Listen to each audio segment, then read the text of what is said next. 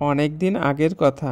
একদিন টুনি বাজার থেকে ডিম মাথায় করে বাড়ি ফিরছিল। টুনি যখন মাথায় করে ডিমগুলো নিয়ে একটি জঙ্গলের মাঝে আসে, তখনই তার সামনে একটি ডাকু রাক্ষস এসে টুনিকে বলে, এই ছোট্ট পাখি, আমার অনেক খিদে পেয়েছে, তোর ডিমগুলো আমাকে দিয়ে যা।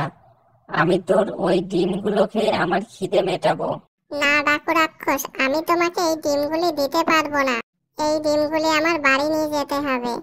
তুমি সরে যাও আমার সামনে থেকে। ডাকু রাক্ষস টুনির মুখে এমন কথা শুনে খুব রেগে যায় আর জাদু দিয়ে টুনিকে একটা বড় ডিম বানিয়ে দেয় এবং তারপরে ডাকু রাক্ষস টুনির ডিমগুলো নিয়ে খেয়ে ফেলে। ডিম খেয়ে ডাকু রাক্ষস ওখান থেকে চলে যায়। এদিকে টিঙ্কু সন্ধ্যাবেলা বল খেলছিল।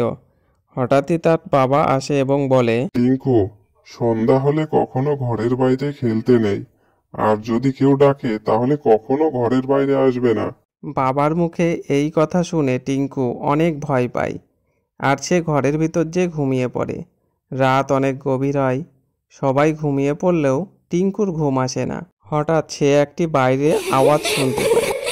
টিঙ্কু এবার ঘর থেকে বাইরে আসে আর শব্দের পিছু নেয়। যেতে যেতে সে একটা কুয়ো দেখতে পায়। তখনই কুয়োর ভিতর থেকে মরা টুনির আত্মা বেরিয়ে আসে আর টিঙ্কুকে তার সাথে কুয়োর মধ্যে নিয়ে চলে যায়।